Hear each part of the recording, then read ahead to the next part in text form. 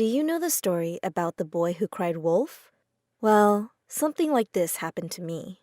Once in school, I was really tired and wanted to go home, but I couldn't just leave whenever I wanted. So I had to come up with an excuse. I acted like I had stomach pain, and after a visit to the nurse, where my acting skills truly shined, I was free to go home.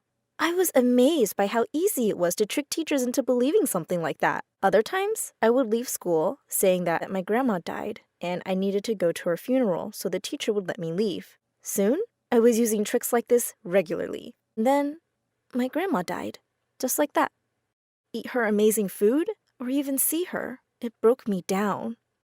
But also, my test was at the same time as the funeral, so I talked with my teacher about it, explaining the situation, and she answered, "Grandma died again." So my final plan, I put on a scarf and pretended that I lost my voice. And I did it for several days before the presentation, so everyone would believe me. Yeah, I even tricked my classmates, so nobody suspected a thing. I was caught by complete accident. One of my classmates had a squeaky chair during one lesson, so he changed it to a better one. But then he accidentally dropped it on my toe while dragging it back, and I screamed. Everyone, including the teacher, looked at me, shocked. The only thing I could say was, "Wow, my voice miraculously came back," quietly to my teacher, and said, "Please, let me go. My grandma really died." But she just answered, "I don't believe you, Mia. Sit down and finish the test." So I stood up and left the room, despite my teacher's protests. I ran as fast as possible, changed my shoes, and immediately called a taxi, spending all my savings to be on time for the funeral. Everyone there was crying, and I was crying even harder than anyone else.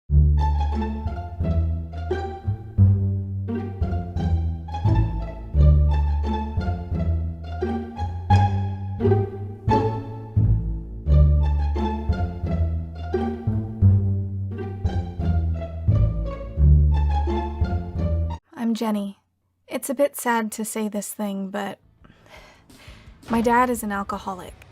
But don't think that I'm going to speak about domestic violence. I adore my dad. He is maybe the sweetest personality I've ever seen. And maybe this is the main reason why he drinks. Let me tell you my experience. My life was absolutely normal until I was 12 years old. I had very loving parents. My mom was a very energetic woman, and my dad was a nice, calm man. I take more after my mom, and I was growing up active and optimistic. One day, everything changed. My mom once announced that she had found another man, and she was moving to another city with him. And even better, "Jenny," she said, "I have no ambition to start a court process to make you live with me. I think you'd better stay with your dad. You have all your life here, and it would be better for everyone."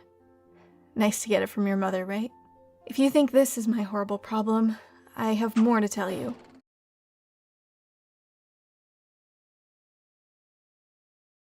I was betrayed by my mother and was so indignant. Really, is this the way to treat your child? And why would she decide what is better for me? This is why I stayed with my dad. He was so sad. Poor dad. Guess it's not pleasant when a woman you love decides that she doesn't need you anymore. And he started relaxing with a drink or two in the evening. "Sorry, Jenny," he said. "It just makes me feel better. Do you mind?" Who was I to prohibit a grown man a small drink every other evening? And that was my mistake.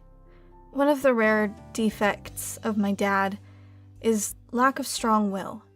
I was still very small at the time and didn't realize it quickly enough. When I was aware that it had become a problem, it was too late. 2 drinks became 4, 4 became 8. Then he fell asleep in the armchair and I had to help him towards the bedroom.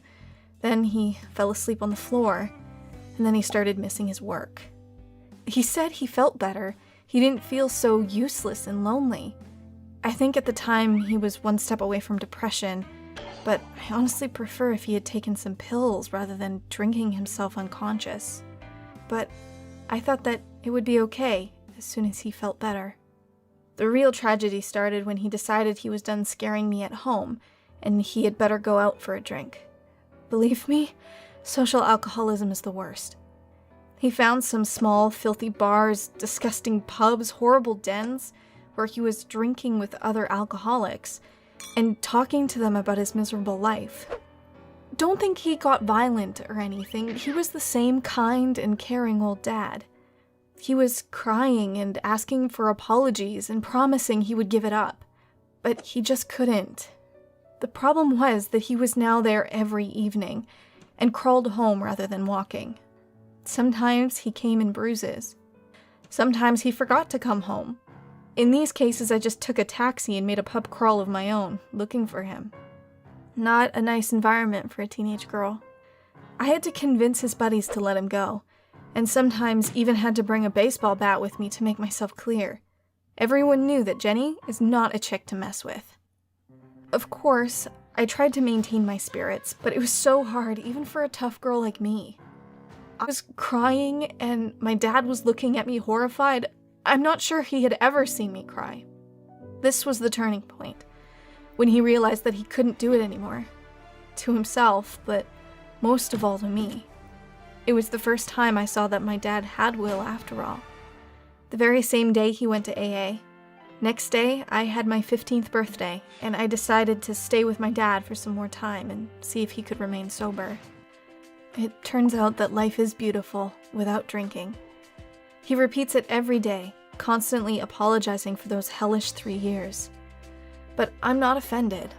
I managed to get something useful even from that horror. And I know that even if the situation is worse than you could ever imagine, there's always hope.